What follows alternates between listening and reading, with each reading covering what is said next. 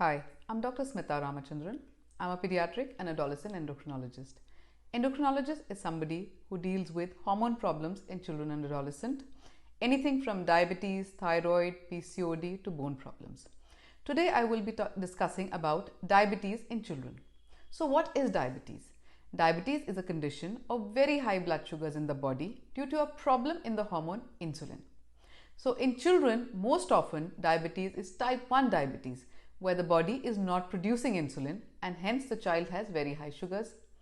In adults, it is most often type 2, where the body is producing insulin but it is not working. So today I will be discussing in detail about type 1 diabetes in children. So the most oftenly asked question is, what causes type 1 diabetes? Type 1 diabetes is a condition which is autoimmune. What I mean by that is, our own body, in response to most often a viral infections, produces antibodies to fight it.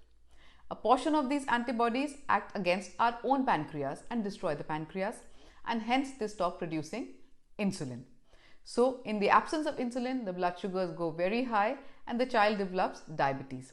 Most often it goes unrecognized because the symptoms are very normal, like increased thirst, increased urination, which goes unnoticed. And a lot of times these children end up in diabetic ketoacidosis and present to the emergency. What causes diabetes in children?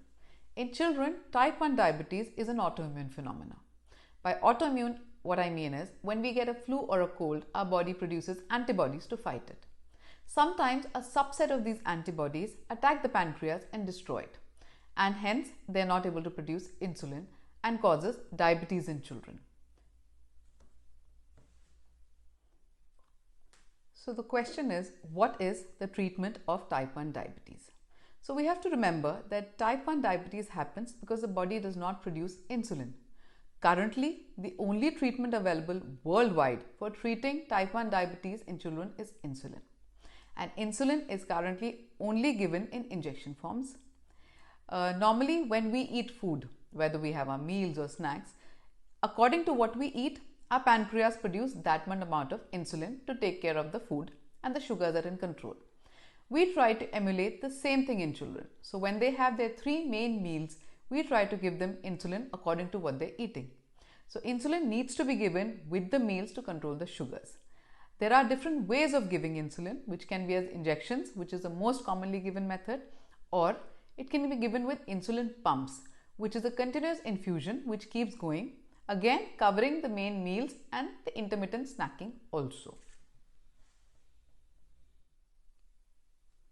Another frequently asked question is there any other treatment for type 1 diabetes other than insulin?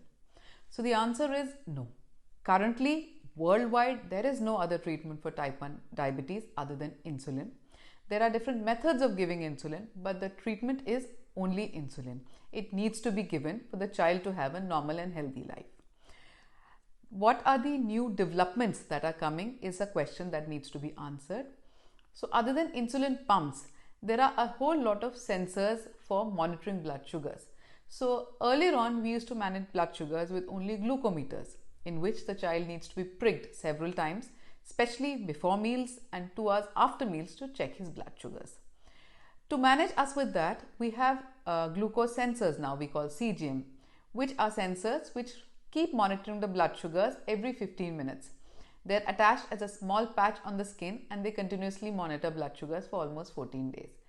How does it help us? It does away with the pricking and the child is much more comfortable, and you have a regular information about his pre-meal, post-meals and sugars throughout the day. So it is a much more convenient method for sugar monitoring in children.